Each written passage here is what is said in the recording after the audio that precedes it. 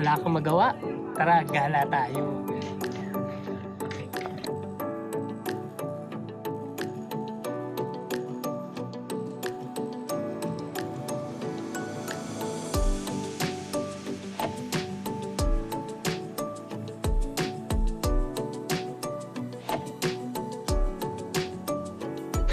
Dito na kami ngayon guys sa Mount Pulis. It took us 10 to 15 minutes para makarating dito. At ito ang aming kami.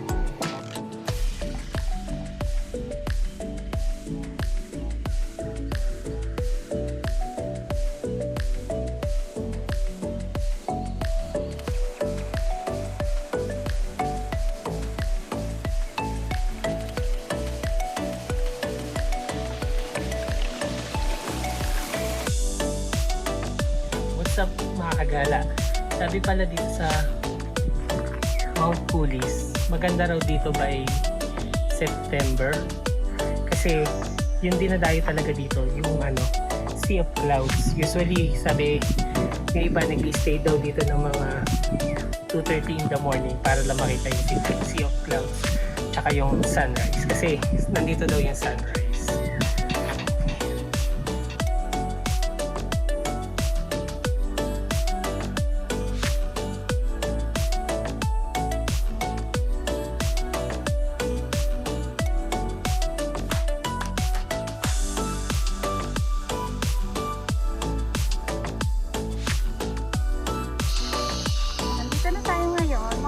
Sa spider web.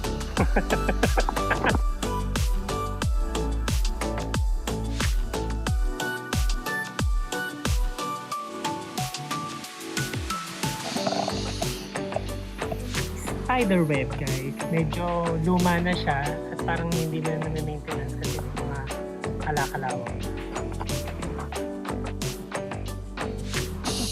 Tignan natin kung safe ang lakaran.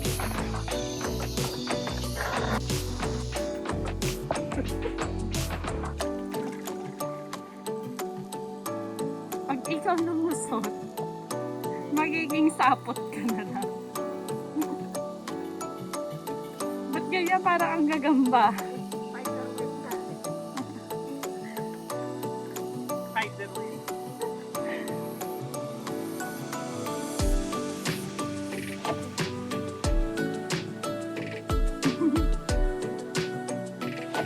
Tapa ka tao ha. Pwede to.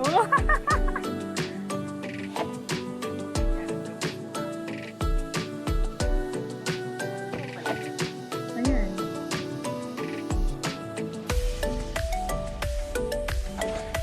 Alam nyo guys, meron din sila dito mga camping site.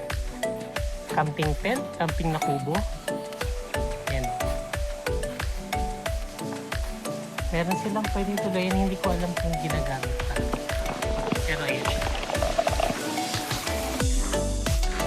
May nakalak pang pinto. Ito, may isang nakabukas. Pasukin natin. Ito yung itsura ng camping nila. Hindi ko alam ba't nakabukas to. Ay, umakit ka lang. Ayan siya. So, siya isang tao. Dalawa. Kaya lang, kung mapapansin nyo, sira na yung hagdan. So, delikado na. Hindi ko alam kung napabayaan or baka may ginagawa silang bago.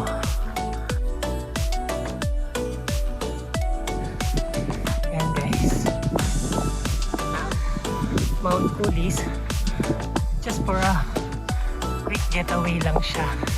Kung gusto mo lang ng bundok maglakad, legit siya for beginners talaga kasi wala masyadong akyatin.